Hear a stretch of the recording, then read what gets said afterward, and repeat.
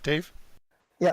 Do you really think that us, um, do we actually contribute to any of this? Does it really have any, we talk about it all the time.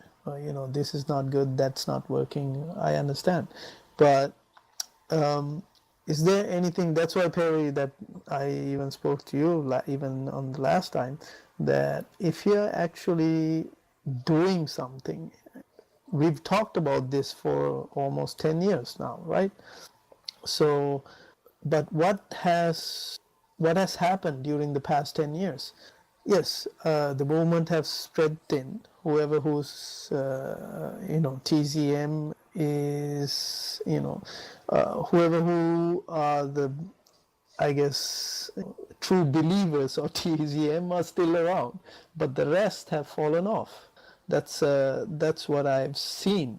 That's what I've observed. But do we actually have anything happening, or we're just spectators? Well, I don't know, Steve. That's hard to answer, but I would, there's one insight that sort of came to me recently as a result of this sort of deep plunge I've taken into this idea of domestication. And I really suggest that everybody look at this. Just go to Wikipedia, look up domestication, read about it, read about how it's rapidly evolving, as you're suggesting, Perry. But one of the things that sort of came to my attention about this is that Peter Joseph's first film, Zeitgeist the movie, may have been the most important one that he made of the three. And I know this is not what most people would say.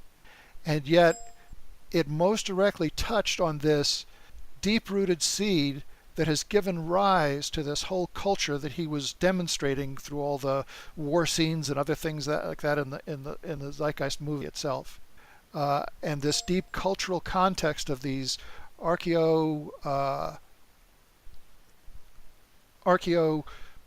religious zodiacal societies that were organizing around domestication issues is what it came down to, that has given rise to the hierarchical structure of our society and everything else since that time.